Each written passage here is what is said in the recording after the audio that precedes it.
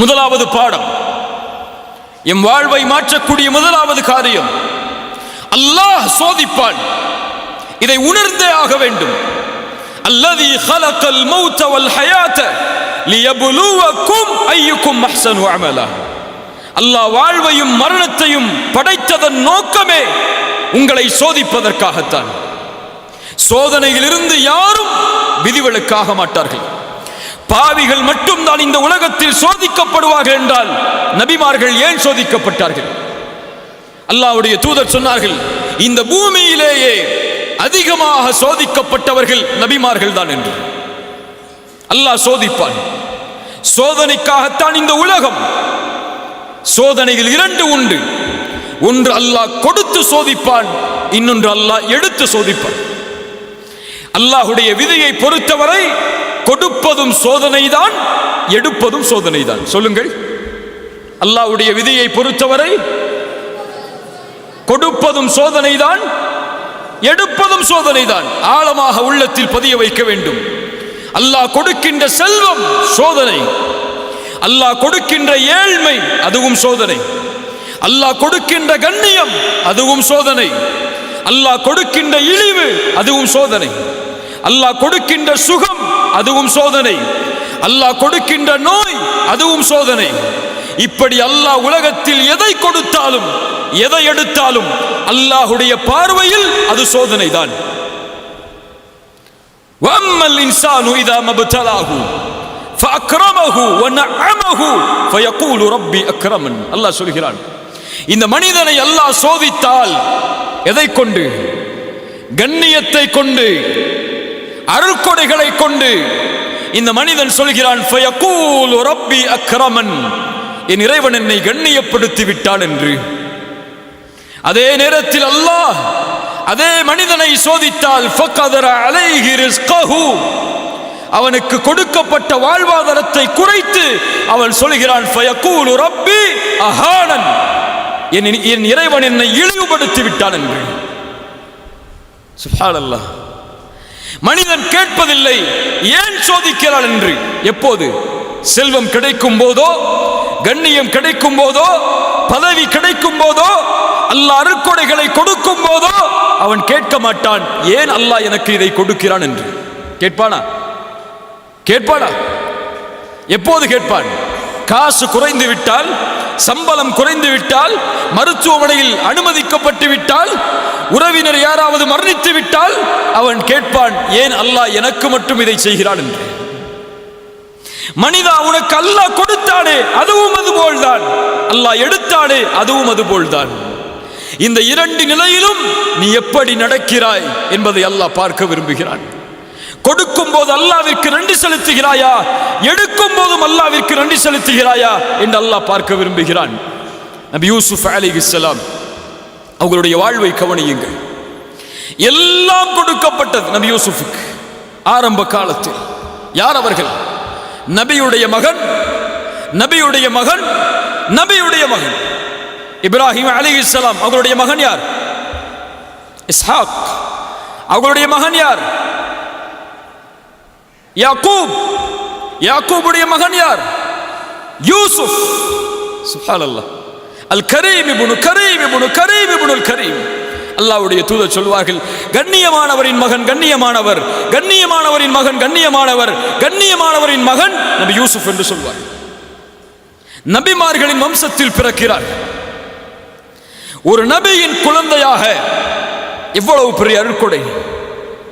11 சகோதரர்கள் தனக்கு. தந்தையின் நேசம் தன் மீது, அழகான குணத்தோடு, அழகோடு. என்ன அழகு! ரசூலுல்லாஹி ஸல்லல்லாஹு அலைஹி வஸல்லம் சொன்னார்கள், மிஅராஜுடைய பயணத்தில் நபி யூசுஃபை நான் பார்த்தேன். அல்லாஹ் அவன் படைத்த அழகில் பாதியை நபி யூசுஃபுக்கு கொடுத்திருந்தான். அவ்வளவு அழகு. அந்த அழகை அல்லாஹ் கொடுத்தான். குடும்பத்தை கொடுத்தால், கண்ணியத்தை கொடுத்தால், கொடுத்ததை அல்லாஹ் கொஞ்சம் கொஞ்சமாக அவர்களிடமிருந்து நீக்குகிறான். எந்த குடும்ப உறவு, எந்த நபியின் மகன் என்பது அவர்களுக்கு அல்லாஹ் கொடுத்த அருட்கொடையோ அந்த தந்தையை விட்டு அல்லாஹ் பிரித்தார் நபி யூசுஃபை. சகோதரர்களுடைய நேசத்திற்கு ஏங்கினார்கள், பிரித்தான் அல்லாஹ். கிணற்றில் தூக்கி வீசப்பட்டார்கள். ஒரு நபி கிணற்றில் வரக்கூடிய வழிப்போக்கர்கள், வியாபாரிகள், இவர்களை சந்தையில் விற்போம் என்று சகோதரர்களிடத்திலே விலை பேசி ஒரு அற்ப கிரயத்திற்கு, மதிப்பில்லாத காசிற்கு நபி யூசுப் சகோதரர்களாலே விற்கப்படுகிறார். அவர்களுடைய கண்களுக்கு முன்னால். ஒரு குழந்தை எப்படி ஏற்றுக்கொள்ளும்? மிஸ்ருக்கு அழைத்து செல்லப்பட்டு சந்தையில் ஒரு நபி அடிமையாக விற்கப்படுகிறார். இந்த அடிமையை விலைக்கு வாங்குபவர் யார் என்று அல்லாஹ் ரப்புல் ஆலமீன் ஒரு அரசவையில் மந்திரியாக இருக்கக்கூடியவருக்கு வாய்ப்பை கொடுக்கிறான் நபி யூசுஃபை வளர்ப்பதற்கு. மனைவியிடத்திலே கொண்டு சென்று சொன்னார்கள், இவரை கண்ணியப்படுத்துவோம், எமக்கு வேலையாளாக பயன்படுத்துவோம், எம்முடைய மகனாக கூட இவர்களை வளர்ப்போம் என்று தன்னுடைய மனைவிக்கு அறிமுகப்படுத்தி யூசுஃபை தன்னுடைய வீட்டில் சேர்த்தார்கள். எந்த வீட்டில் நபி யூசுப் சேர்க்கப்பட்டாரோ அந்த வீட்டிலேயே, அந்த பெண்ணாலேயே அல்லாஹ் சோதித்தான். தவறான இச்சைக்காக அழைக்கப்பட்டார். நீண்ட நெடிய சம்பவம். அதற்கு பிறகு சில நாட்களுக்கு பிறகு மீண்டும் சம்மதிக்காததால் சிறையில் நபியை அல்லாஹ் தள்ளினான். ஒரு சிறைச்சாலையில் ஒரு நபி பல ஆண்டுகள் உதவி கேட்டும் மறுக்கப்பட்டது. அதற்கு பிறகு அல்லாஹ் ரப்புல் ஆலமீன் பல வழிகளில் நபி யூசுஃபை சோதித்தான். மீண்டும் அல்லாஹ் கண்ணியத்தை கொடுத்தான். இழந்ததை மீண்டும் கொடுத்தான்.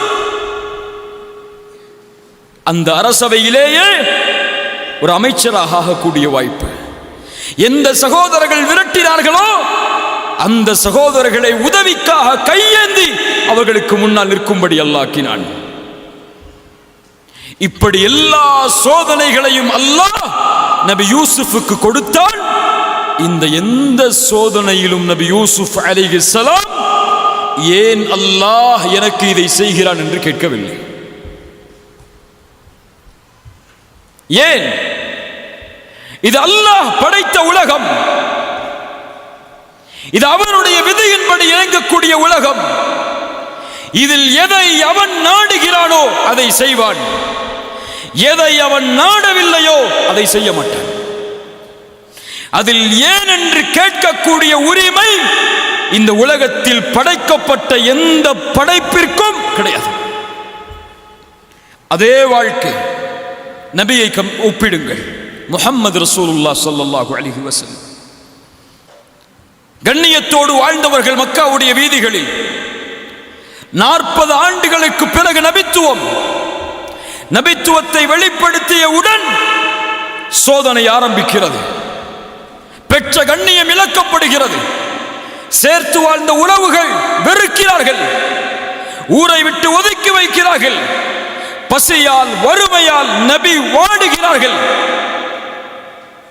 அபூ தாலிபின் மரணம், ஹதீஜா ரலியல்லாஹு அன்ஹா அவர்களுடைய மரணம், அதைவிட மேல் அல்லாஹ்வுடைய தூதருக்கு 7 குழந்தைகள். 7 குழந்தைகள்.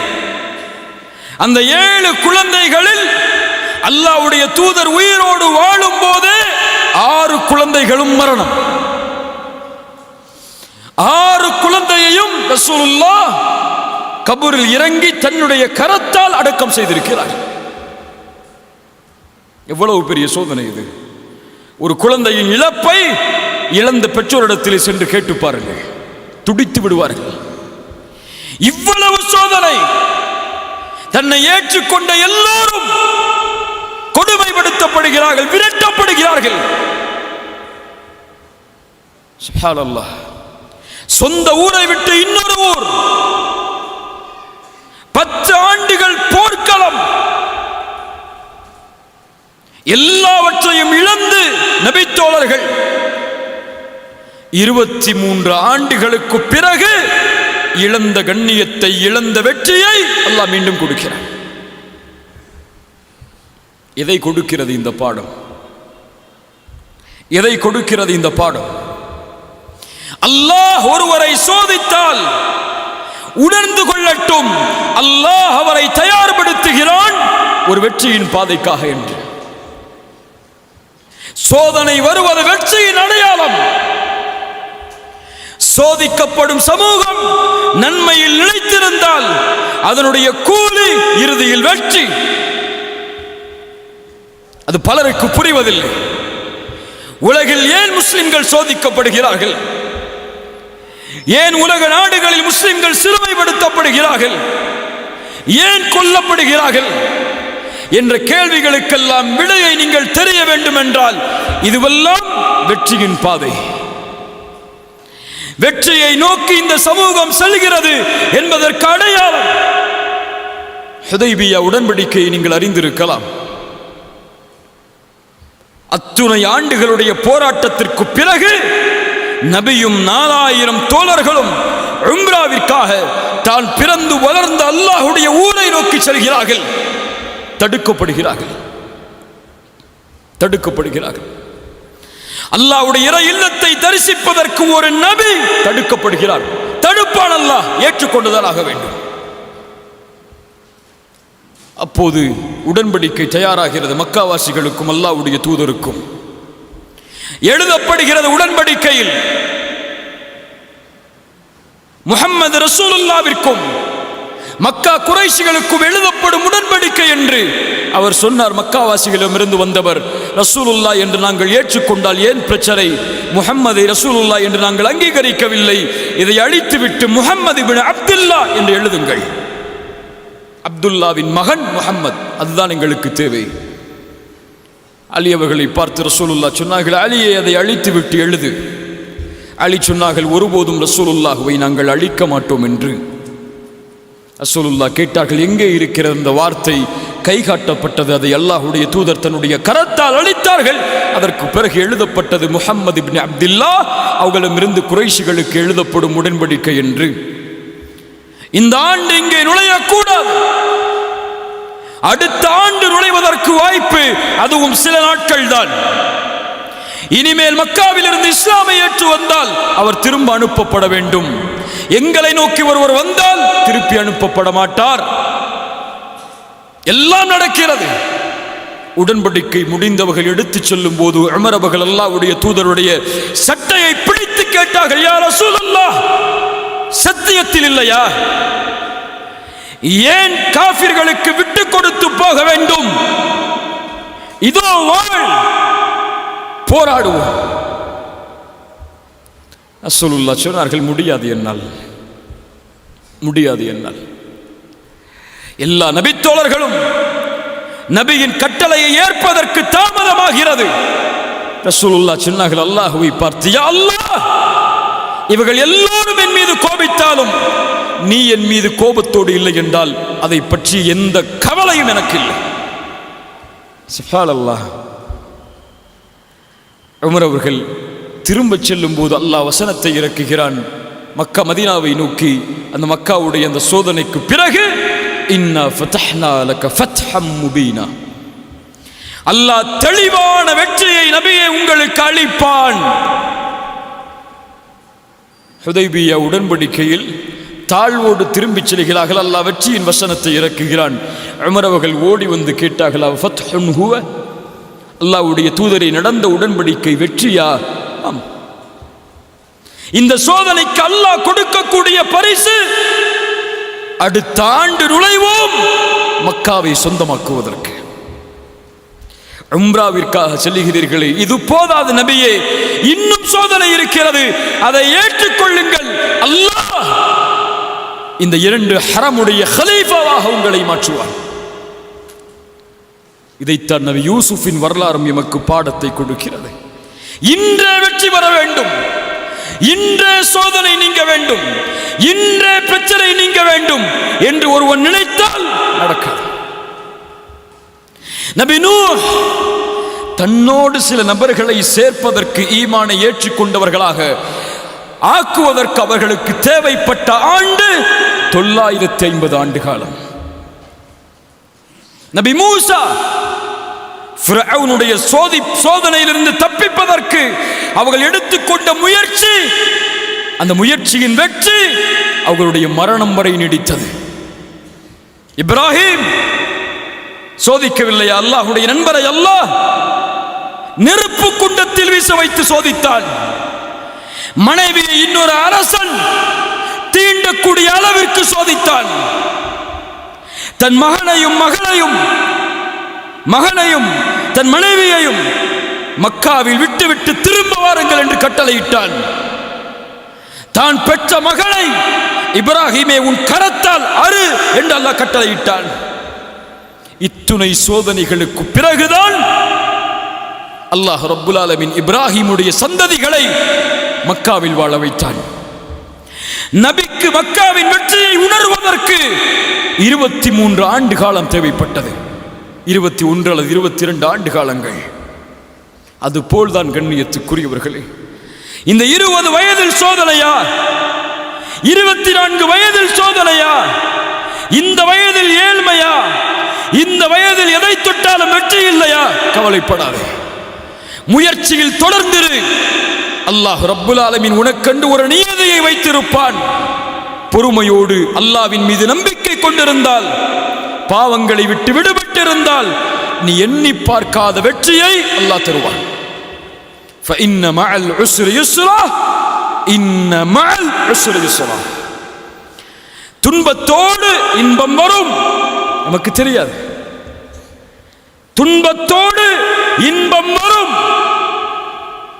அந்த துன்பத்தை சகித்தால், அந்த கதரை ஏற்றுக்கொண்டால், அல்லாஹ்வுடைய விதி, இதை நான் பொருந்திக் கொள்கிறேன், ஆனால் அல்லாஹ் எனக்கு கொடுத்த வாய்ப்பு, முயற்சி, அதை ஒருபோதும் நான் கைவிட மாட்டேன் என்று அவனுடைய பாதையில் நிலைத்திருந்தால் அது போதும் அவனை வெற்றியடைய செய்வதற்கு.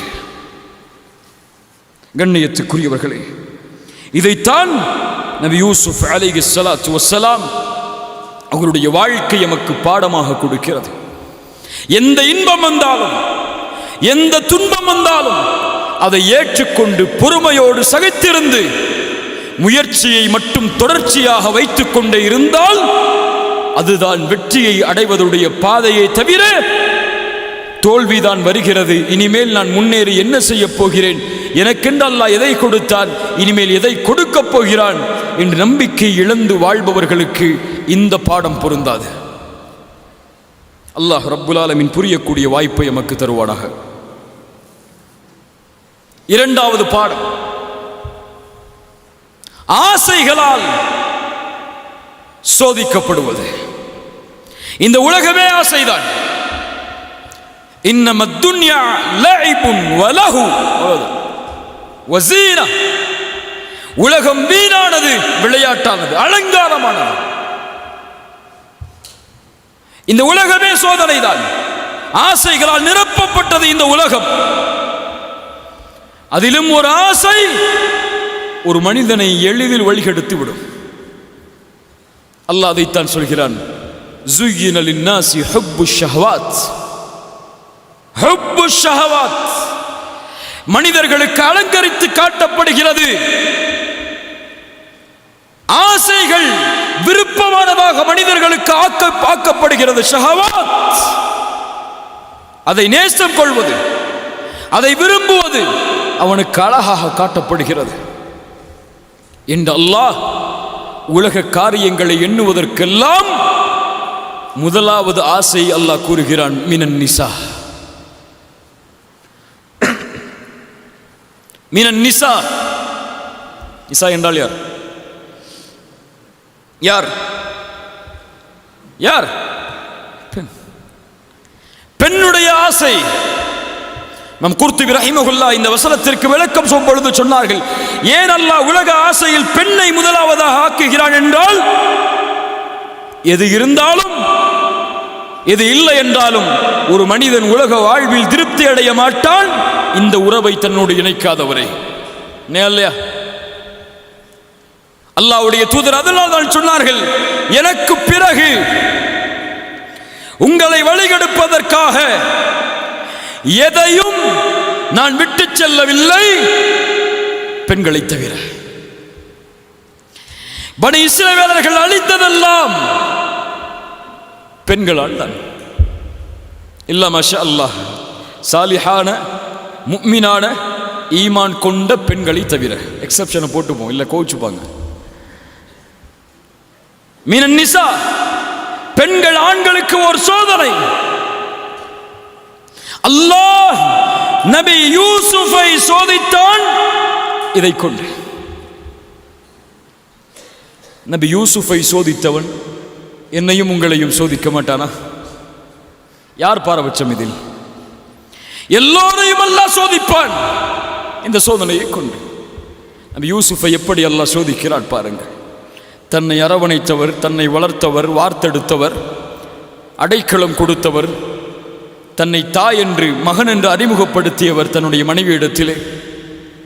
அந்த பெண் நபி யூசுஃபின் அழகால் ஈர்க்கப்பட்டு ஒரு முறை வேறு வழி தெரியாமல் எல்லா கதவுகளையும் அடைக்கிறாள். அடைத்து நபி யூசுஃபை பார்த்து சொன்னார், ஹை தலக், என்னோடு வா, என்னோடு வா. எப்போதும் அந்த அழைப்பை அழைக்கக்கூடிய அழைப்பு தான். நபி யூசுப் ஹிக்மத் கொடுக்கப்பட்டவர், உணர்ந்தார் இந்த பெண் இப்போது அழைக்கக்கூடிய அழைப்பு வேறு. எஜமானி, உன்னை அழைத்தால் வந்திருக்க வேண்டும், ஆனால் நீ இப்போது அழைக்கக்கூடிய அழைப்பு வேறு. நீ எஜமானிதான், உலக காரியங்களில் எதற்கு அழைத்தாலும் உனக்கு கட்டுப்படுவேன். ஆனால் இப்போது என் எஜமானன் வேறு, அவன் இட்ட கட்டளை வேறு, நீ அழைக்கக்கூடிய அழைப்பு வேறு. ஹை தலக், என்னோடு வந்துவிடு. யூசுப் அலைஹிஸ்ஸலாத்து வஸ்ஸலாம் முதலாவது சொன்னார்கள், இரண்டாவதும் ஒரு வார்த்தை சொன்னார்கள். இந்த இரண்டும் தான் என் வாலிபர்களே, என் ஆண்களே, உங்களுடைய ஆசையை கட்டுப்படுத்தும். பெண்கள் மீது உங்களுடைய பார்வை விழுவதை விட்டு சொன்னார்கள் நபி யூசுப் அலைஹிஸ்ஸலாம், கால மஆதல்லாஹ். கால சொல்லுங்கள், மஆதல்லாஹ். நபியே, அல்லாஹ் நபிக்கு அல்லாஹ் ஹிக்மத்தை கொடுத்தால் அவர்கள் சொன்னார்கள், மஆதல்லாஹ், பெண்ணே, உன்னை விட்டு அல்லாஹ் என்னை பாதுகாக்கட்டும், உன்னை விட்டு அல்லாஹ் என்னை பாதுகாக்கட்டும். ரசூலுல்லாஹ் சொன்னார்கள், அதையே தங்களுடைய வார்த்தையால், ரஜுலுன் தலபத்துஹு இம்ரஅத்துன் ذات منصب وجمال فقال إني أخاف الله. வீரமது, கண்ணியமது, கண்ணியமுள்ள மனிதனாக வாழ். ஒரு பெண்ணின் அழகிற்கு கோலையாக மாறிவிடாதே ஆணே. உன் கண்ணியம் அதில் இருக்கிறது, உன் வீரம் அதில் இருக்கிறது, உன் ஆண்மை அதில் இருக்கிறது.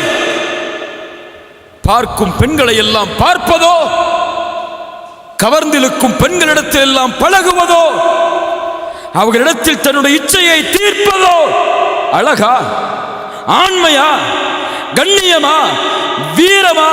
அது கோலை. வீரன் யார்? கால மஆதல்லாஹ். வீரன் யார்? அழகுள்ள, குடும்பமுள்ள ஒரு பெண் தன்னை தவறான இச்சைக்கு அழைக்கும் போது, அது முதலாவதாக இருந்தாலும் இறுதிக்காக இருந்தாலும். முதலாவதுனா எதுக்கு? முதலாவதுனா எதுக்கு? ஹாய் ஹவார் யூன்னு பேச ஆரம்பித்தாலும் சரி, அல்லது கடைசியில் கொண்டு போய் உங்களை விட்டாலும் சரி, அவர் சொல்லுவார், இன்னி அகாஃபுல்லாஹ், அல்லாஹுவை பயந்தவன் நான். என் நண்பனுடைய பார்வையிலிருந்து மறைக்கலாம், என் பெற்றோருடைய பார்வையிலிருந்து மறைக்கலாம், என் உறவினருடைய பார்வையிலிருந்து மறைக்கலாம், என் ரப்புடைய பார்வையிலிருந்து எப்படி மறைப்பேன்? இன்னி அகாஃபுல்லாஹ், அவனை பயப்படுகிறேன் நான் என்று சொல்லக்கூடியவனுக்கு, இந்த வீரனுக்கு, இந்த கண்ணியம் உள்ளவனுக்கு நாளை மறுமையில் அல்லாஹ் அர்ஷின் நிழலை அளிப்பான். ரசூலுல்லாஹ் சொன்னார்கள், கால மஆதல்லாஹ். ரெண்டு வார்த்தை சொன்ன. என்ன வார்த்தைலாம்? மஆதல்லாஹ், இன்னி அகாஃபுல்லாஹ். அல்லாஹ் உன்னை விட்டு என்னை பாதுகாக்கட்டும், நான் அல்லாஹ்வை பயந்தவன். அடுத்து சொன்னார்கள் நபி யூசுப் அலைஹிஸ்ஸலாம், இன்னஹு ரப்பி அஹ்ஸன மத்வாய இன்னஹு லா யுஃப்லிஹுல் ஸாலிமூன். என் எஜமானன், என் கண்ணியன் எனக்கு கண்ணியத்தோடு வாழ்வை தந்திருக்கிறான். ஒருபோதும் அநீதம் இழைப்பவர்கள் வெற்றி பெற மாட்டார்கள். எஜமானர் என்று யாரை சொல்கிறார்கள்? அறிஞர்கள் விளக்கம் சொன்னார்கள். எஜமானன் என்று சொன்னது அந்த அமைச்சரை. உன் கணவன் எனக்கு கண்ணியத்துடைய வாழ்வை வந்த வீட்டில் தந்திருக்கிறான். அவனுக்கு அநீதம் இழைத்தால், அவனுக்கு துரோகம் இழைத்தால், அவனுக்கு சொந்தமான உறவை நான் எனதாக்கினால் அது துரோகம். அதை நான் செய்ய மாட்டேன். அநீதம் இழைப்பவன் ஒருபோதும் வெற்றி பெற மாட்டான். இது ஒரு பெண்ணின் மீது ஒரு ஆண் பார்க்கக்கூடிய கண்ணியத்தின் பார்வை. இந்த உலகம் பெண்களை எப்படி பார்க்கிறது? எப்படி பார்க்கிறது? ஒரு காமத்தின் பொருளாக, இச்சையை தீர்க்கக்கூடிய வெறும் சடலமாக உலகம் பார்க்கிறது. இந்த உலகம் இசையை அனுமதிக்கிறது, இசையை ஊக்குவிக்கிறது. அந்த இசையிலெல்லாம் பாருங்கள் பெண்களை அவர்கள் வார்த்தைகளால் எப்படி கொச்சப்படுத்துகிறார்கள் என்று. தன் பொருளை விற்பதற்கு ஒரு பெண்ணின் கவர்ச்சியை எப்படி பயன்படுத்துகிறார்கள் என்று. அவர்களுக்கு தேவை தன் பொருள் விலை போக வேண்டும், அதற்கு தேவை ஒரு கவர்ச்சியான உடம்பு, அவ்வளவுதான். அதற்கு உயிர் இருக்கிறது, மதிப்பு இருக்கிறது, உணர்வு இருக்கிறது. அதை பற்றி எல்லாம் அவர்களுக்கு கவலை கிடையாது. பெண்களும் தங்களை அல்லாஹ் பாதுகாத்தவர்களை தவிர அப்படித்தான் உலகத்திற்கு காட்ட விரும்புகிறார்கள். தங்களை ஒரு சடலமாக, கவர்ந்திருக்கக்கூடிய ஒரு பொருளாக, கவர்ச்சியாக அறிமுகப்படுத்த வேண்டும் என்று ஆசைப்படுகிறார்கள். நபி யூசுப் பார்த்தார்கள் அந்த பெண்ணை ஒரு கண்ணியத்தின் பார்வையோடு. உன் கணவனுக்கு சொந்தமான பெண்ணே, ஒருபோதும் அந்த கணவனுக்கு சொந்தமான பெண்ணுக்கு அநீதம் இழைப்பதன் மூலமாக நான் வெற்றி பெறுபவனாக மாற முடியாது. ரசூலுல்லாஹ்விடத்தில் ஒரு வாலிபர் வந்தார். வந்து கேட்டார், யா ரசூலல்லாஹ், என்னால முடியல, ஃபஅதன் லிஸ்ஸினா, விபச்சாரத்தின் அனுமதி எனக்கு கொடுங்கள் என்று கேட்டார். யாரிடத்தில்? யாரிடத்தில்? எதற்கு கேட்டார்? எதற்கு கேட்டார்? ஒரு வாலிபர் வந்து கேட்கிறார் நபியிடத்தில். நபி கோபப்படல, திட்டல, ஏசல, அடிக்கல. ஹராம செய்வதற்கு நபியிடத்தில் அனுமதி கேட்கிறார். இன்னைக்கு ஹலால செய்யறதுக்கு வீட்டில் போய் அனுமதி கேட்டா என்ன சொல்லுவாங்க? எதை சொல்ற? பாப்பமாட்ட போய், என் பெற்றோரே, உலகம் கெட்டு சீலா போச்சு, எங்க திரும்பினாலும் பெண்கள், எங்க திரும்பினாலும் கவர்ச்சி, என்னால முடியல, ஹலாலா திருமணம் செஞ்சு கொடுங்கன்னு போய் கேட்டான்னு சொல்லுவாங்க. என்ன சொல்லுவாங்க? எக்ஸ்பீரியன்ஸ் இருக்கா இல்லையா? அங்கே இருக்கக்கூடிய வாலிபர்களுக்கு கை ஒருத்துக்கும் பார்ப்போம். எக்ஸ்பீரியன்ஸ் இருக்கா உங்களுக்குலாம்? என்ன சொல்லுவாங்க? இப்பவே என்ன அவசரம்? இந்த வயசுல என்ன கல்யாணம்? இப்பவே உனக்கு இதெல்லாம் கேட்குதா? கேட்பாங்களா இல்லையா? அல்லாஹ் பாதுகாக்க வேண்டும் இந்த வார்த்தைகளே எல்லாம். அல்லாஹ் பாதுகாக்க வேண்டும். ஹலாலை செய்வது இன்று சிரமம், ஹராமை செய்வது எளிது. அப்படியே இல்லையா? தன் பிள்ளைக்கு ஃபேஸ்புக்கில் இன்னொரு பையனோட கனெக்ஷன் இருக்கு, பரவாயில்ல, காலம். தன் பிள்ளை இன்னொரு ஆளோட பைக்கில் போறா, பரவாயில்ல, காலம். தன் பிள்ளை ஹிஜாப் போடாம ஆண்களோட பழகிட்டு இருக்கா, பரவாயில்ல, உலகம் அப்படித்தான். ஹலாலா திருமணம் செய்யணும் வந்து கேட்டா, எந்த உலகத்தில், எந்த சமூகத்தில் ஹலால் சிரமமாகுமோ அந்த சமூகத்தில் ஹராம் லேசாகும். ஹராம் லேசாகும். இன்னைக்கு பாய் ஃப்ரெண்ட், கேர்ள் ஃப்ரெண்ட் வைக்கிறதெல்லாம் சிரமமான காரியமத்தா? வாலிபர்கள்ட்ட கேட்டு பாருங்க. ஒரு ஆடஸ் ஃப்ரெண்ட் ரிக்வெஸ்ட் கொடுத்தா போதும், அவரு முடிவு வரைக்கும் போயிடுவாரு. அவ்வளவு எளிதான காலம். லிவிங் டுகெதர் நடக்குதா இல்லையா? ஒரு ஆணும் ஒரு பெண்ணும் திருமணம் செய்யாமல் வாழக்கூடிய வாழ்க்கை நம்ம நாட்டில் நடக்குதா இல்லையா? திருச்சியில் இருக்கான்னு எனக்கு தெரியல. சென்னையில் கல்லூரிகளில் இதெல்லாம் சாதாரணம். இருக்கீங்களா இல்லையா? சென்னையில் படிக்கக்கூடிய யாரா இருக்கீங்களா?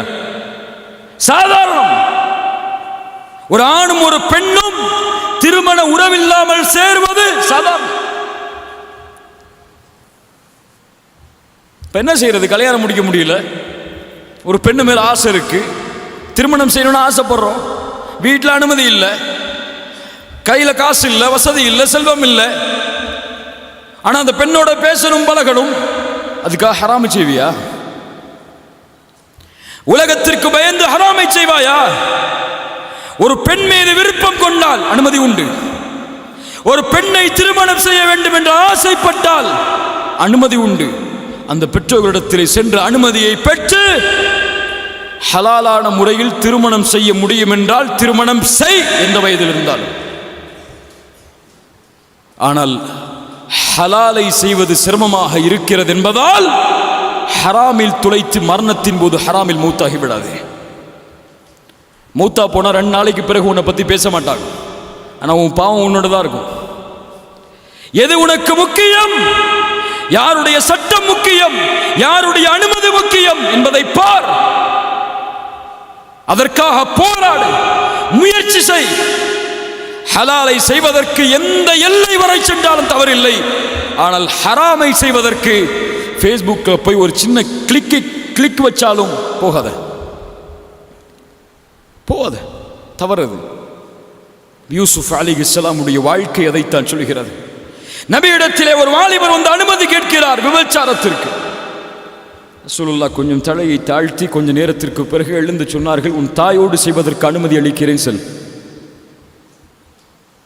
யா ரசூலல்லாஹ், தாயோடு ஒரு மகன் விபச்சாரம் செய்வானா? அப்படியா? உன் சகோதரியோடு செல். சகோதரியோடு ஒரு மனிதன் விபச்சாரம் செய்வானா? உன் சாட்சியோடு செல், உன் மாமியோடு செல். அவர் கேட்டார், ரசூலுல்லாஹ் என்ன பேசுகிறீர்கள்? ரசூலுல்லாஹ் சொன்னார்கள், நீ விபச்சாரம் செய்ய நினைக்கக்கூடிய ஒரு பெண் இன்னொருவரின் தாய், இன்னொருவரின் மனைவி, இன்னொருவரின் மகள், இன்னொருவரின் சகோதரி.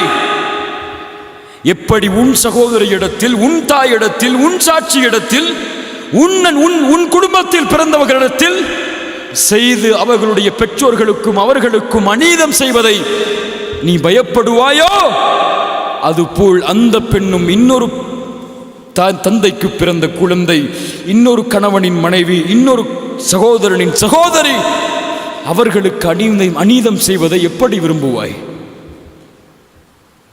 இந்த பார்வையோடு பார். பெண்ணை ஒரு கண்ணியமுள்ள படைப்பாக கருது, உனக்கு சமமுள்ள படைப்பாக கருது. உனக்கு எந்த உணர்வு இருக்குமோ கண்ணியத்தில், மரியாதையில், அதுபோல் ஒரு பெண்ணை பார். கண்ணியத்தோடு, மகிழ்வோடு, ஒரு கவர்ச்சி பொருளான பார்வையாக உன் பார்வையில் ஒரு பெண்ணை நீ பார்த்துவிட்டால் உன் ஆண்மைக்கு அது இழுக்கு. நபி யூசுப் அதை பார்க்கவில்லை. இன்னஹு ரப்பி அஹ்ஸன மத்வாய இன்னஹு லா யுஃப்லிஹுல் ஸாலிமூன். நபி யூசுப் அலைஹிஸ்ஸலாத்து வஸ்ஸலாம் அவருடைய வாழ்வு தரும் 2வது பாடம். 3வது பாடம், இந்த உலகில் மனிதன் எல்லோரும் இது போன்ற ஒரு சோதனையில் சோதிக்கப்படலாம். நபி யூசுப் அலைஹிஸ்ஸலாம் அவர்களை அந்த பெண் அழைத்தார்கள். அவர்கள் இந்த வார்த்தையை கூறி தப்பித்து ஓட முயற்சித்தார்கள். அந்த பெண் சட்டையை பிடித்து இழுத்தால், கதவை திறந்து பார்த்தால் யார்? அந்த கணவன். மனைவி சொன்னார்கள், இவர் என்னிடத்திலே தவறாக நடந்து கொள்ள முயற்சி செய்கிறார் என்று. அருகில் இருந்து ஒருவர் ஓடி வந்து சொன்னார், யூசுப் அப்படிப்பட்டவர் அல்ல, உங்கள் மனைவியை பாருங்கள். முன் சட்டை கிழிந்திருந்தால் நபி யூசுஃபின் மீது தவறு, பின் சட்டை கிழிந்திருந்தால் உங்கள் மனைவியின் மீது தவறு. கிழிந்திருந்தது பின் சட்டை. நபி யூசுப் அவர்களுடைய நியாயத்தை ஒப்புக்கொண்டு மனைவிக்கு அறிவுரை செய்தார்கள். மனைவி அப்போதும் திருந்துவதாக இல்லை. ஊரெல்லாம் பேச்சு வளர்கிறது, பெண்கள் எல்லாம் பேச ஆரம்பிக்கிறார்கள். அந்த பெண்ணுக்கு இழுக்கு ஏற்படுகிறது. அதை நிரூபிப்பதற்காக, தான் செய்தது குற்றமில்லை என்பதை நிரூபிப்பதற்காக எல்லா பெண்களையும் விருந்துக்கு அழைக்கிறார்கள். அழைத்து கையில் ஒரு பழம் ஒரு கத்தி கொடுக்கப்படுகிறது. நபி யூசுப் வெளியேறுமாறு அழைப்பு விடுக்கப்படுகிறது. வெளியே வருகிறார். அந்த அழகை பார்த்த அந்த பெண்கள் பழத்தை அறுப்பதற்கு பதிலாக கையை அறுத்துக் கொள்கிறார்கள். சொன்னார்கள், இவர் மனிதரே இல்லை, இவர் மலக். புரிந்ததா உங்களுக்கு இவரின் மீது எனக்கு ஏன் ஈர்ப்பு ஏற்பட்டதென்று? நபி யூசுஃபே, இப்போதும் உன்னை அழைக்கிறேன். அந்த பெண்களும் சொன்னார்கள், நபி யூசுஃபே, இந்த பெண்ணோடு நீ சேர்ந்து விடு என்று. எல்லோருடைய அழைப்பும் ஒன்றுதான், அந்த பெண்ணோடு நபி யூசுப் சேர்வது. அந்த பெண் சொன்னார்கள், நபி யூசுஃபே, இதற்கு நீ கட்டுப்படவில்லை என்றால் வஇல்லம் யஃஅல் மா அம்ருஹு லயுஸ்ஜனன்ன வலயகூன மினஸ் சாகிரீன், உன்னை சிறைச்சாலையில் அடைத்து சிறுமைப்படுத்தி விடுவேன். எச்சரிக்கை ஒருபுறம், ஹராமிற்கான அழைப்பு ஒருபுறம். இப்படி ஒரு சோதனை வரும் வாழ்க்கையில். அல்லாஹ் அனுமதித்தது ஒருபுறம் இருக்கும், அல்லாஹ் தடுத்தது இன்னொரு புறம் இருக்கும். அல்லாஹ் தடுத்ததை ஏற்றுக்கொள்வது எளிதாக நேரும், அல்லாஹ் அனுமதித்ததை ஏற்றுக்கொள்வது சிரமமாக மாறக்கூடிய ஒரு சூழ்நிலை உருவாகும். உதாரணமாக, ஒரு கல்லூரியில் சேருவீர்கள். அங்கே சொல்லப்படும், இந்த கல்லூரியில் படித்தால் ஜும்ஆ தொழுக வாய்ப்பு கிடையாது என்று. ஜும்ஆ ஒரு புறம் இருக்கும், கல்லூரியில் சேர்ந்து படிப்பது இன்னொரு புறம் நிற்கும். ஒரு கல்லூரியில் சேர்ந்து படித்தால் ஹிஜாப் அணிய அனுமதி இல்லை என்று சொல்லப்படும். ஹிஜாப் அணியாமல் இருப்பது ஒரு புறம் நிற்கும், கல்லூரியில் சேர்ந்து படிப்பது இன்னொரு புறம் நிற்கும். இவரை திருமணம் செய்தால் வரதட்சணை கொடுத்தால் தான் திருமணம் செய்து கொடுக்க முடியும் என்ற நிலைமை வரும். வரதட்சணை கொடுப்பது ஒரு புறம் நிற்கும், என் பெண்ணுக்கு திருமணம் செய்வது இன்னொரு புறம் நிற்கும். இப்படி வாழ்வில் அல்லாஹ்வுடைய சட்டமும் அல்லாஹ் தடுத்ததும் எதிர்த்துறவங்களில் எல்லா நிலையிலும் மாறும். இதை செய்தால் லாபம், ஆனால் வட்டி உண்டு. இதை செய்தால் வட்டி இல்லை, ஆனால் லாபம் இல்லை என்ற நிலை வரும். இங்கே வியாபாரம் செய்தால், தொழில் செய்தால் வட்டி இணைக்கப்படும், ஆனால் பெரிய நிறுவனம். இங்கே வேலை செய்தால் சாதாரண தொழில்தான், குறைவான சம்பளம், நிறுவனமும் சரியில்லாத நிறுவனம். எதை தேர்ந்தெடுப்பது வாழ்க்கையில்? அதே சோதனை நபி யூசுஃபுக்கும். ஹராமை தேர்ந்தெடுப்பதா, ஹலாலில் இன்பம் காண்பதா? அல்லாஹ்வை அழைக்கிறார் நபி யூசுப். ரப்பி, என் இறைவா, அஸ்ஸிஜ்னு அஹப்பு இலைய மிம்மா யதுஊனனி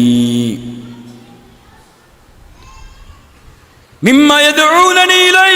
யா அல்லாஹ், சிறைச்சாலை மேலானது.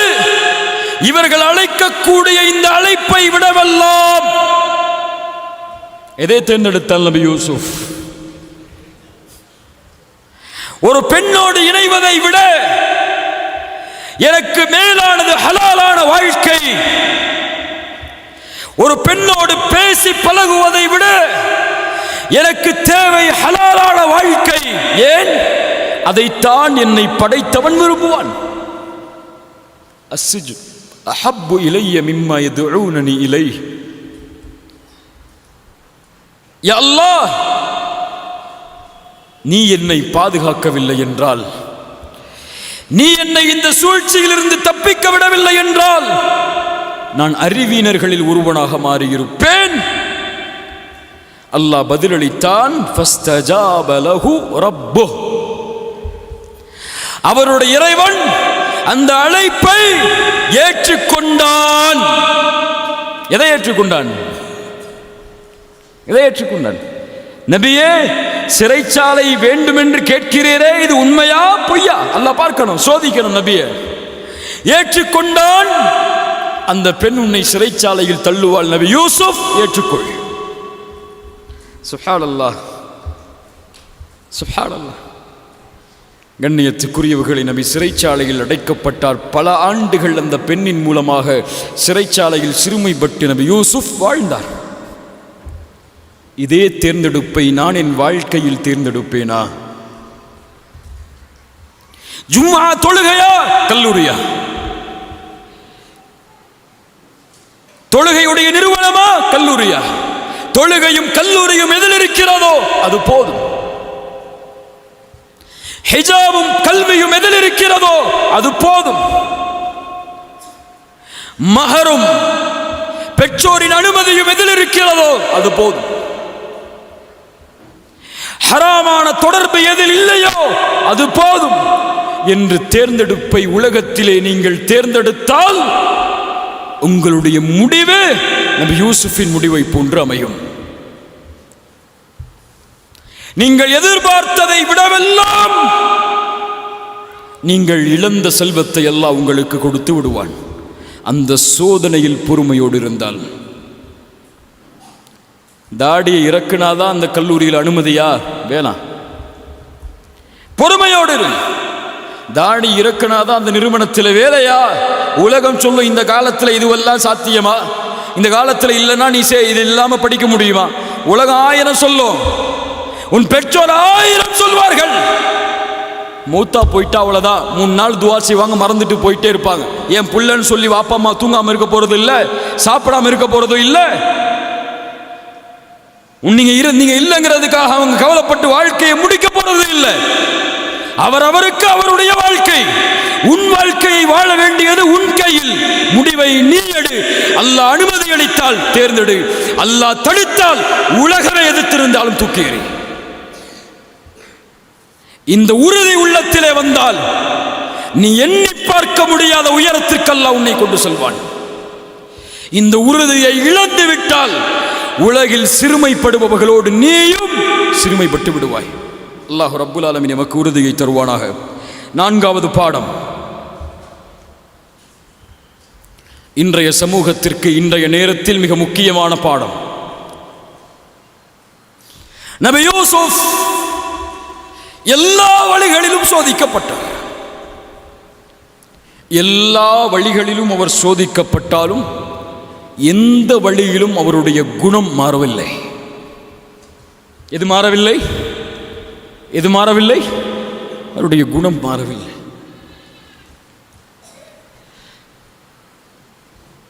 சகோதரர்கள் அவர்களை அற்ப கிரயத்திற்கு விற்றார்கள். அல்லாஹ்விடத்திலே ஒருபோதும் சகோதரர்களுக்கு எதிராக பிரார்த்தனை செய்யவில்லை. சந்தையில் விற்கப்பட்டார். அந்த பெண்ணின் சோதனை அனுபவித்தார். அல்லாஹ்விடத்தில் அந்த பெண்ணை தண்டிக்கும்படி ஒருபோதும் கேட்கவில்லை. சிறைச்சாலையில் அடைக்கப்பட்டார்.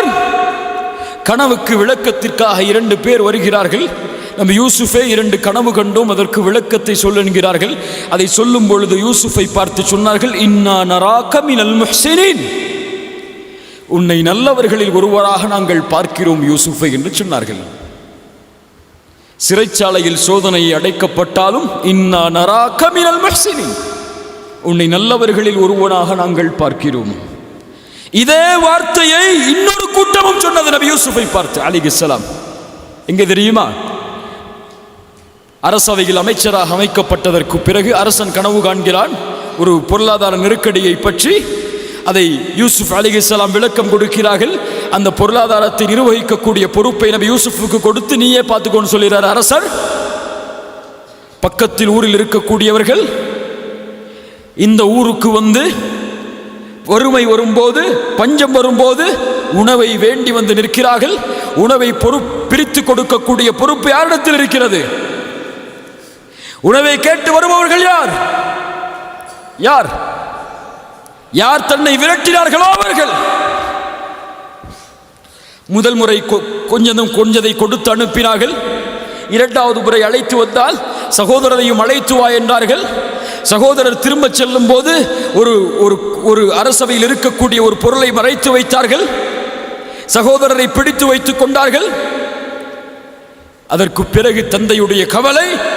அதற்கு பிறகு எந்த வழியும் இல்லை, யூசுப் உதவி செய்தால்தான் தங்களுடைய வாழ்க்கை என்ற நிலைமை சகோதரர்களுக்கு வருகிறது. வந்து சொன்னார்கள், யா அசீஸ், யா அசீஸ், அமைச்சரே, இன்னலஹு அபன் ஷேഖன் கபீர், வயதான தந்தை அவருக்கு உண்டு, அவருக்கு கண்ணியமான இடங்கள் உண்டு. இன்னா நராக மினல் முஹ்சினீன். சிறைச்சாலையில் தோழர்களும் அதே சொன்னார்கள், உங்களை நல்லவர்களில் ஒருவராக நாங்கள் பார்க்கிறோம் என்று.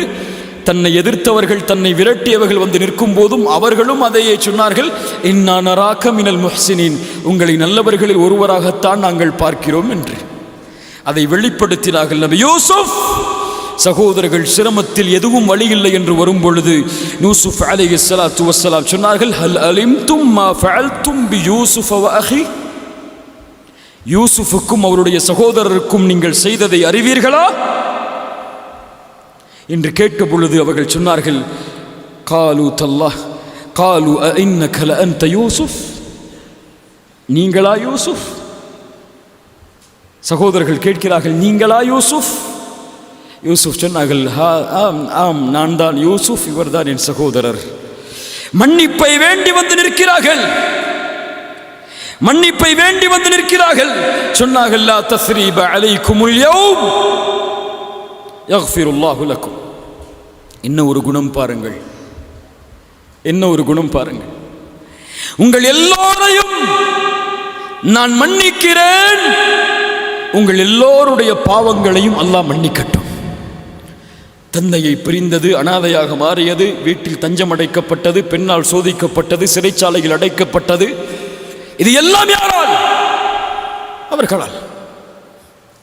அவர்களை பார்த்து என்ன சொன்னார்கள்? லா தஸ்ரீப அலைக்கும் யௌம், இந்த நாளில் உங்கள் மீது பழி தீர்க்கப்படாது, உங்கள் எல்லோரையும் நான் மன்னிக்கிறேன்.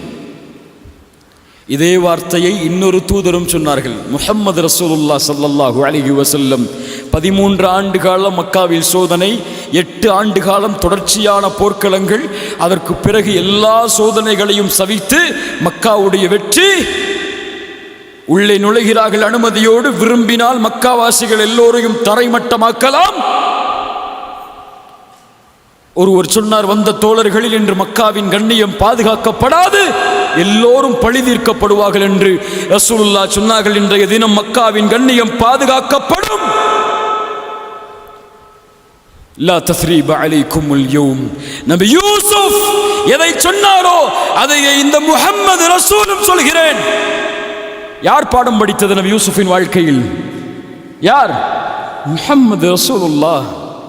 லா தஸ்ரீப அலைக்குமுல் யௌம், இந்த நாளில் உங்கள் மீது பழி தீர்க்கப்படாது, உங்கள் எல்லோர்களையும் நான் விடுதலை செய்கிறேன். யார் சொல்ல முடியும் இந்த வார்த்தையை? முஹம்மது ரசூலை தவிர. 13 ஆண்டு கால சோதனை, அத்துணை நபித்தோழர்கள் இறப்பதற்கும் காரணம், ஹம்சாவின் மரணத்திற்கு காரணம், முஸ்அப் இப்னு உமைருடைய மரணத்திற்கு காரணம், சுமையாவுடைய மரணத்திற்கு காரணம் யார்? அவர்கள். அவர்களை பார்த்து சொன்னார்கள், லா தஸ்ரீப அலைக்குமுல் யௌம், பழி தீர்க்கப்படாது உங்கள் மீது, உங்கள் எல்லோர்களையும் மன்னிக்கிறேன். சகோதரர்களின் கண்ணியத்தை பழி வாங்கவில்லை, கிடைத்த வாய்ப்பை பயன்படுத்தி. மக்காவாசிகளின் கண்ணியத்தை குறைக்கவில்லை, வாய்ப்பு கிடைத்து விட்டதென்பதால். என் மாணவர்களை, என் வாலிபர்களை, என் பெரியோர்களை, என் சகோதரர்களை, என் சகோதரிகளே, கண்ணியத்தை கடைபிடியுங்கள். உலகத்திற்கு முன்னால் உலகம் உங்களை பார்க்கிறது, உங்களை ஏன் நோக்குகிறது, நீங்கள் யார் என்று கண்காணிக்கிறது. கண்ணியத்தோடு இந்த உலகத்திற்கு முன்னால் நடந்து கொள்ளுங்கள். ஒரு காஃபிருடைய குணத்தில் இல்லாதது கூட இன்று ஒரு முஸ்லிமுடைய குணத்தில் இருக்கிறது. பிறருடைய கண்ணியத்தை இழிவுபடுத்துதல், பிறருடைய மானத்தை அசிங்கப்படுத்துதல். ரசூலுல்லாஹி ஸல்லல்லாஹு அலைஹி வஸல்லம் சொன்னார்கள், ஒரு முஸ்லிமுக்கு இன்னொரு முஸ்லிமின் மீது ஹராம், தமுஹு வ மாலுஹு வ இர்துஹு, அவனுடைய இரத்தம், அவனுடைய செல்வம், அவனுடைய மானம், இந்த ஊரை விட, இந்த நாளை விட, இந்த மாதத்தை விட ஒரு முஸ்லிமின் மானம் மேலானது. கஅபா, நீ கண்ணியம் உள்ளவன் தான், ஆனால் உன்னை விட கண்ணியம் ஒரு முஃமினின் மானம். ரசூலுல்லாஹ் சொன்னார்கள். அறிஞர்கள் சொல்கிறார்கள், கஅபாவை இடிப்பதை விட மோசமான குற்றம் ஒரு முஸ்லிமின் மானத்தை பழி வாங்குவது. இணையதளங்களில் எதை எழுதுகிறீர்கள் என்று கொஞ்சம் கண்காணியுங்கள் உங்களை நீங்களே. உலகம் பார்க்கும்போது அந்த உலகத்திற்கு இஸ்லாம் என்று எதை வெளிப்படுத்தி இந்த சமூகத்தை முன்னிறுத்துகிறீர்கள் என்று உங்களையே நீங்கள் கேட்டுக்கொள்ளுங்கள். நீங்கள் செய்யக்கூடிய இந்த நிகழ்வுகளை பார்த்தெல்லாம் பிரமத சகோதரன் இஸ்லாமின் மீது ஈர்க்கப்படுவானா? ஒருவன் நீங்கள் செய்யக்கூடிய செயல்பாடுகளை எல்லாம் பார்த்து இந்த மார்க்கத்தை விரும்பி ஏற்றுக்கொள்வானா? மாயிஸ் இப்னு மாலிக் விபச்சாரம் செய்கிறார். சொன்னது யாரும் இல்லை, அவரே நபிக்கு முன்னால் வருகிறார். யா ரசூலல்லாஹ் ஜினா செய்து விட்டேன். ரசூலுல்லாஹ் திரும்புகிறார்கள். யா ரசூலல்லாஹ் ஜினா செய்து விட்டேன். திரும்புகிறார்கள். யா ரசூலல்லாஹ் ஜினா, திரும்புகிறார்கள். அபிஹி மஜ்னூன், பைத்தியக்காரரா இவர்? மது குடித்திருக்கிறாரா? நபித்தோழர்கள் சொன்னார்கள், யா ரசூலல்லாஹ் அவர் பைத்தியக்காரர் இல்லை, மது குடிக்கவில்லை. யா ரசூலல்லாஹ் நான் ஜினா செய்தது உண்மை. என்ன செய்வது? தண்டனையை கொடுங்கள். கல்லால் இருந்து கொல்லப்பட வேண்டும். மாயிஸ் இப்னு மாலிக் கல்லால் இருந்து கொல்லப்படுகிறார் இஸ்லாமிய சட்டத்தின்படி. அந்த ஜனாசா மாறி நிற்கும் போது இரண்டு தோழர்கள் பேசிக்கொள்கிறார்கள். உந்துர் இலா ஹாதல்லதி, இந்த மனிதனை பார், அல்லாஹ் மறைத்தான் இவருடைய பாவத்தை, ஆனால் இவருடைய நஃப்ஸ் அதை வெளிப்படுத்துவதிலிருந்து தடுக்காமல் அல்லாஹ் மறைத்ததை இவரே வெளிப்படுத்தி, ஒரு இந்த வார்த்தை சொல்லக்கூடாது, அது செத்து கிடப்பதை போன்று செத்து கிடக்கிறாரே என்று சொன்னார்கள். நபித்தோழர்களில் இருவர். ரசூலுல்லாஹ்வுடைய காதில் அது விழுகிறது. கொஞ்ச நேரம் கழித்து ரசூலுல்லாஹ் கொஞ்சம் இடத்தை கடந்து செல்கிறார்கள். அங்கே அழுகி மக்கி போன கழுதை செத்து கிடக்கிறது, குடல் எல்லாம் வெளியே வந்து. ரசூலுல்லாஹி ஸல்லல்லாஹு அலைஹி வஸல்லம் அந்த நேரத்தில் கேட்டார்கள், ஐன ஃபுலான் வ ஃபுலான், இன்னார் மனிதர், இந்த மனிதர் எங்கே? அந்த நபித்தோழரை பற்றி பேசிய அந்த இருவர் எங்கே? அழைத்து வரப்பட்டார்கள். ரசூலுல்லாஹ் சொன்னார்கள், இறங்குங்கள் இந்த குழியில், இந்த கழுதையை சாப்பிடுங்கள் என்று சொன்னார்கள். நபி இந்த கழுதையை சாப்பிடுவார்களா? யார் சாப்பிடுவார்கள்? ரசூலுல்லாஹ் சொன்னார்கள், ஒரு சகோதரனின் மானத்தை நீங்கள் பேசியதை விட இந்த கழுதையை சாப்பிடுவது சமம் என்று சொன்னார்கள். யாரின் வழித்தோன்றர்கள் நாம் எல்லாம்? இந்த நபியின் வழித்தோன்றர்கள் இல்லையா? சுன்னாவெல்லாம் கையை கட்டுவதிலும், கைகளை அசைப்பதிலும், தலையில் எது போடுவது எது போடக்கூடாது என்று முடிவெடுப்பதிலும், தராவீஹ் எத்தனை என்று சண்டை போடுவதில் மட்டும்தான் நபியின் சுன்னாவா? குணத்திலெல்லாம் யாரை பின்பற்றப் போகிறோம்? அபூஜகலையும் அபூ சுஃபியானையுமா? அல்லாஹ் பாதுகாப்பானா? நபி கற்றுக் கொடுத்த ஒழுக்கம் என் ஒழுக்கம். என் வாலிபர்களை உறுதியேறுங்கள், என் வார்த்தையில் கண்ணியம் இருக்கும், என் நாவில் கண்ணியம் இருக்கும், என் செயல் தீனாக வெளிப்படும் என்று. அதுதான் அழகு. இந்த உலகில் இந்த உண்மையான மார்க்கம் புதைந்திருக்கக்கூடிய அழகை என் வாழ்க்கையில் வெளிப்படுத்தி இருந்தால் எம்மோடு வாழக்கூடிய யாரும் எம்முடைய வழிக்கு வராமல் இருந்திருக்க மாட்டார்கள். அல்லாஹ் எம்மை சீர்படுத்துவானாக. இறுதியான 5வது பாடம். வாழ்வின் இறுதி எல்லைக்கு நபி யூசுப் வருகிறார். இழந்ததெல்லாம் கிடைத்து விடுகிறது. 11 நட்சத்திரங்கள், ஒரு சூரியன், சந்திரன் சஜிதா செய்வதாக கனவு கண்டேன். அந்த 11 பேரும் அழைத்து வரப்பட்டு, அவர்களுடைய பெற்றோர்களும் அழைத்து வரப்பட்டு எல்லோரும் அவர்களுக்கு சுஜூது செய்தார்கள். கனவு முழுமையானது. வாழ்வின் இறுதி எல்லை. நபி யூசுப் அல்லாஹ்விடத்திலே தனக்காக ஒரு பிரார்த்தனையை முன்வைக்கப் போகிறாள். கேட்டார்கள், ரப்பி, என் இறைவா, கத் ஆதைதனி மினல் முல்க், நீ எனக்கு ஆட்சியை கொடுத்தாய். இந்த ஆட்சி உன்னால் கொடுக்கப்பட்டது, என்னால் எடுக்கப்பட்டதல்ல. நீ கொடுத்தாய் இந்த ஆட்சியை. வஅல்லம்தனி மின் தஅவீலில் அஹாதீஸ், கனவுடைய விளக்கத்தை நீ கற்றுக் கொடுத்தாய் இறைவா. நீ கொடுத்த இல்ம் இது, நீ கொடுத்த ஆட்சி இது. நான் சம்பாதித்ததல்ல, நான் தேடிச் சென்றதும் அல்ல. ஃபாத்திரஸ் ஸமாவாத்தி வல் அர்த், வானம் பூமிகளை படைத்தவன் நீ, இயக்குபவன் நீ. அது எப்படி இயங்கியதோ அப்படித்தான் நானும் இயங்கினேன். எல்லாவற்றையும் நீதான் செய்தாய். அன்த வலியி ஃபித் துன்யா வல் ஆஹிரா, இறைவா நீதான் இந்த உலகத்திலும் என் தோழன். என் வாழ்வில் நான் எல்லா சோதனைகளையும் சகித்ததன் காரணம் நீ என்னோடு இருந்தாய், நீ என் தோழனாக இருந்தாய், நீ என்னை பாதுகாத்தாய். அந்த வலியை ஃபித்துன்யா. அல்லாஹுவை நேசனாக்குங்கள் கண்ணியத்துக்குரியவர்களே. அல்லாஹுவை உங்களுக்கு நெருக்கமானவனாக ஆக்குங்கள். இந்த உலகத்தில் பல வாலிபர்கள் எண்ணிக்கொண்டார்கள், பெண்களோடு பேசுவதும் பழகுவதும் தான் இன்பம், அந்த பெண்ணை திருமணம் செய்வது தான் இன்பம், அதைவிட உலகத்திலே எதுவும் மேலானதில்லை என்று. ஆனால் உண்மையில் இந்த மார்க்கம் சொல்லக்கூடிய அழகை பேணி தொழுகையில் 2 ரக்அத் தக்பீர் கட்டி உங்கள் இறைவனோடு பேசினால் அந்த இன்பத்திற்கு நிகராக உலகமெல்லாம் கொடுக்கப்பட்டாலும் ஈடாகாது. அன்த வலியி ஃபித்துன்யா வல் ஆஹிரா.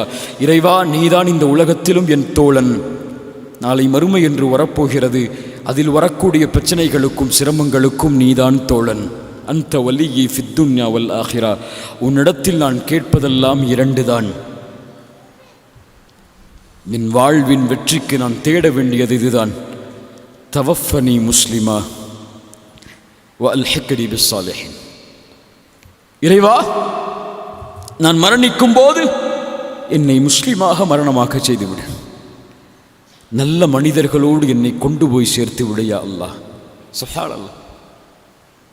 எல்லாவற்றையும் அனுபவித்தவர், ஆட்சியில் அமர்ந்திருப்பவர், எல்லாம் கிடைத்து விட்டது, அல்லாஹ்விடத்திலே ஒப்படைக்கிறார். நீ கொடுத்தது இதுவல்ல நான் இந்த உலகத்திலே தேடுவது. நான் தேடுவதெல்லாம் நான் மௌத்தாகும் போது முஸ்லிமா இருக்கணும், மௌத்தாகும் போது கலிமா சொல்லிட்டு வஃபாத் ஆகணும். ஒரு வாலிபர், அல்லாஹ் ஒரு அருள் செய்யட்டும், அவரை சந்தித்து கேட்டேன், உன் வாழ்க்கையின் நோக்கம் என்ன என்று. அவர் சொன்ன பதில் என்னை வியப்படைய செய்தது. அவர் சொன்னார், என் வாழ்க்கையின் நோக்கம் மௌத்தாகும் போது லா இலாஹ இல்லல்லான்னு சொல்லணும். நான் கேட்டேன், இது சுயநலம், நீ விரும்புகிறாய் உனக்கு, ஆனால் உன்னோடு வாழக்கூடிய மனிதர்களுக்கு எதை விரும்பி செல்வாய், எதை விட்டு செல்வாய்? அவர் சொன்னார், நான் எப்படி லா இலாஹ இல்லல்லாவில் இறுதி நேரத்தில் மரணமாக வேண்டும் என்று ஆசைப்பட்டேனோ அதே போன்று என்னோடு இருக்கக்கூடிய எல்லோர்களையும் இதே நிலையில் மரணமாக செய்வதுதான் என் நோக்கம் என்றார். சுப்ஹானல்லாஹ். அது நோக்கம், அது குறிக்கோள், அலட்சியம். என் வாழ்வு முஸ்லிமாக, என் மரணமாகும் போது நான் சொல்லக்கூடிய இறுதி வார்த்தை லா இலாஹ இல்லல்லாஹ். உலகமெல்லாம், என் ஊரெல்லாம், என் குடும்பமெல்லாம் என்னை சுற்றி நிற்கும் போது என் இறைவனை நோக்கி நான் செல்லக்கூடிய அந்த தருவாயில் எல்லா பொறுப்புகளையும் முடித்த மகிழ்ச்சியில் என் நாவு லா இலாஹ இல்லல்லாஹ் என்று உச்சரித்தால் அதுதான் வெற்றி. தவஃபனி முஸ்லிமா. அப்படி மரணிக்கக்கூடிய வாய்ப்பை இறைவா எனக்கு கொடு. வல்ஹிக்னி பிஸ்ஸாலிஹீன். நல்ல மனிதர்களோடு என்னை கொண்டு போய் சேர்த்து விடு. யார் நல்ல மனிதர்? யாக்கூப். யார் நல்ல மனிதர்? இஸ்ஹாக். யார் நல்ல மனிதர்? இப்ராஹிம். அவர்களோடு சேர்த்து விடு. முஹம்மது ரசூலுல்லாஹ் மரணமாகும் போது சொன்னார்கள், மஅல்லதீன நஅமல்லாஹு அலைஹிம் மினன் நபிய்யீன வஸித்தீகீன வஷ்ஷுஹதாஇ வஸ்ஸாலிஹீன். யா அல்லாஹ், என்னை நல்லவர்களோடு, உண்மையாளர்களோடு, ஷஹீதுகளோடு, நபிமார்களோடு என்னை இணைத்து விடைய அல்லாஹ். நபி யூசுப் கேட்ட அதே பிரார்த்தனை. ஃபிரஃபீக்கில் அலா, உயர்வான தோழமையை நோக்கி செல்கிறேன். அல்லாஹ்வுடைய தூதருடைய கரம் கீழே விழுந்தது, அவ்வளவுதான். ஃபாத்திமா மரணத்தை சொன்னார்கள், அழுதார்கள். ஃபாத்திமா, எனக்கு பிறகு முதலாவது நீதான் என்னை சந்திப்பாய் என்று அவர்கள் சிரித்தார்கள். தந்தை இறந்ததற்கு பிறகு ஆயிஷா கேட்டார்கள் ரலியல்லாஹு அன்ஹா, அல்லாஹ்வுடைய தூதர் எதையோ சொல்லும்போது ஏன் சிரித்தீர்கள்? அல்லாஹ்வுடைய தூதர் சொன்னார்கள், என்னை மரணத்திற்கு பிறகு நான் தான் அவர்களை சந்திப்பேன் என்று. நான் மரணித்து விட்டால் முஹம்மது ரசூலை சந்திப்பேன் என்பதை நினைத்து நான் மகிழ்ச்சி அடைந்தேன். ஃபிர் ரஃபீக்கில் அலா. பிலால் மரணமாகும் போது சிரித்தார். ரசூலுல்லாஹ்வுடைய மரணத்திலிருந்து அவருடைய மரணம் வரை அவர் வாழ்வு முழுவதும் கவலைப்பட்டார் ரசூலுடைய பிரிவை நினைத்து. மரணமாகும் போது ஏன் சிரிக்கிறீர் பிலாலை? மனைவி கேட்டார்கள். சொன்னார்கள், நாளை முஹம்மதையும் அவர்களுடைய தோழர்களையும் நான் சந்திக்கப் போகிறேன் என்று. வல்ஹிக்னி பிஸ்ஸாலிஹீன். நல்ல மனிதர்களோடு வாழ்வது எங்கே? இந்த உலகத்திலும் கபரிலும். உலகத்தில் நல்ல மனிதர்களோடு வாழ்பவர்தான் மரணத்திலும் நல்ல மனிதர்களோடு இணைவார். மரணத்தில் நல்ல மனிதர்களோடு இணைந்தவர்தான் நாளை மறுமையிலும் நல்ல மனிதர்களோடு எழுப்பப்படுவார். தவஃபனி முஸ்லிமா வல்ஹிக்னி பிஸ்ஸாலிஹீன். கண்ணியத்துக்குரியவர்களே, இந்த 5 பாடங்கள் தான் நபி யூசுப் அலைஹிஸ்ஸலாம் அவருடைய வாழ்க்கையிலிருந்து நாம் படிக்க வேண்டிய பாடம். முதலாவது பாடம், எந்த நிலை வந்தாலும், சோதனை வந்தாலும், இழிவு வந்தாலும், அல்லாஹ் எடுத்தாலும் கொடுத்தாலும் நன்றியோடு இருந்து, பொறுமையோடு இருந்து, எதிர் வரக்கூடிய வெற்றியை எதிர்பார்த்தவராக எல்லா சோதனையும் கடந்து பயணிப்பதே நபி யூசுஃபுடைய வாழ்க்கை எமக்கு தரக்கூடிய முதல் பாடம். ஆசையால் சோதிக்கப்பட்டால், குறிப்பாக பெண்ணால் சோதிக்கப்பட்டால், ஹலாலாகாது மாறாத வரை ஒருபோதும் அதன் பக்கம் நெருங்காமல் அல்லாஹுவை அஞ்சியவன் நான் இந்த அல்லாஹுவை நோக்கி அல்லாஹ்விடத்தில் அதை ஒப்படைத்து செயல்படுதல். மூன்றாவது, ஹராமா ஹலாலா, அல்லாஹ் அனுமதித்ததா தடுக்கப்பட்டதா என்ற ஒரு தேர்ந்தெடுக்கக்கூடிய வாய்ப்பு வரும்போது, என்ன சோதனை வந்தாலும் சரி அல்லாஹ் அனுமதித்ததை தான் எடுத்துக்கொள்வேன் என்று உறுதியோடு இருந்தால் அதுதான் அவர் வெற்றிக்கு வைக்கக்கூடிய முதல் எட்டு என்பதை ஆழமாக உள்ளத்திலே பதிய வைக்க வேண்டும். நான்காவது, எந்த நிலையில் மாறினாலும், எப்படிப்பட்ட பொறுப்பு எம்மிடத்திலே வந்தாலும், எந்த கண்ணியத்தில் வந்தாலும், எந்த பதவி வந்தாலும், எல்லா நிலையிலும் ஒரே குணத்தோடு உலக மனிதர்களிடத்தில் நடந்து கொண்டு அல்லாஹுடைய பொருத்தத்தை தேடுதலே நபி யூசுஃபுடைய வாழ்வு தரக்கூடிய 4வது பாடம். 5வது பாடம், உலகமெல்லாம் கொடுக்கப்பட்டாலும் எது கிடைத்தாலும் அல்லாஹ் கொடுத்தது, அவன்தான் எம்மை எல்லா நிலையிலும் பாதுகாப்பான். நான் அவனை நோக்கி செல்லப் போகிறேன். செல்லும் பொழுது எனக்கு 2 தேவை உண்டு. ஒன்று முஸ்லீமாக மரணிப்பது, நல்ல மனிதர்களோடு நாளை மறுமையில் வாழ்வது. அதற்கான தேர்ந்தெடுப்போடு இந்த உலகத்திலே எஞ்சி இருக்கக்கூடிய நாட்களை நகர்த்துவது. இதுதான் யூசுப் அலைஹிஸ்ஸலாத்து வஸ்ஸலாம் அவர்களுடைய வாழ்க்கை எமக்கு தரக்கூடிய பாடம். அல்லாஹ் இதை புரிந்து கொள்ளக்கூடிய வாய்ப்பை எமக்கு தருவானாக. அல்லாஹ் இந்த சூறாவை நேசிக்கக்கூடிய வாய்ப்பை நீ அதிகம் படித்து எம்முடைய குழந்தைகளுக்கு, எம்முடைய நண்பர்களுக்கு இதை அறிவிக்கக்கூடிய வாய்ப்பை எமக்கு தருவானாக. இன்ஷா அல்லாஹ் படிப்பீங்களா? சூரா யூசுப் ஆரம்ப பக்கத்திலிருந்து முடியும் வரை போய் ஒருக்க தமிழர்த்தத்தை முழுமையாக படிங்க. அவ்வளவு இன்பமான சூறா. அரபி தெரிந்தால் அந்த இன்பத்தை உணர்வதை போன்று வேறு இன்பத்தை உணர முடியாது. அவ்வளவு அழகான வார்த்தையால் அல்லாஹ்வால் அமைக்கப்பட்ட முழு சூறாவும் ஒரு வரலாற்றை சொல்லக்கூடிய ஒரே தனிச்சிறப்பை பெற்ற சூறா யூசுப். நெருக்கமாகுங்கள் இந்த சூறாவோடு, சிந்தியுங்கள் இந்த சூறாவை. இன்னும் ஏராளமான, இன்னும் நூற்றுக்கணக்கான படிப்பினைகளை யூசுப் அலைஹிஸ்ஸலாம் அவங்களுடைய வாழ்வின் ஒவ்வொரு அசைவிலிருந்தும் பெற்றுக்கொள்ளலாம். மேலே சொன்னதெல்லாம் சில துணுக்குகள் தான். அல்லாஹ் ரப்புல் ஆலமீன் நாம் கற்ற இல்மை எம்முடைய வாழ்வில் செயல்படுத்தக்கூடிய வாய்ப்பை அல்லாஹ் எமக்கு தருவானாக. அல்லாஹ் எப்படி இந்த இடத்திலே எம்மை ஒன்று சேர்த்தாலோ அதுபோன்று அல்லாஹ் எம்மை ஜன்னத்துல் ஃபிர்தௌஸில், அதிலும் குறிப்பாக அல்லாஹுடைய தூதர் முஹம்மது ரசூலுல்லாஹ் ஸல்லல்லாஹு அலைஹி வஸல்லம் அவர்களோடும் அவர்களுடைய தோழர்களோடும் அல்லாஹ் எம்மை ஒன்று சேர்ப்பானாக. ஜஸாக்குமுல்லாஹு கைர். பாரக்கல்லாஹு ஃபீக்கும். அகூலு கௌலி ஹாதா அஸ்தக்ஃபிருல்லாஹ லீ வலக்கும்.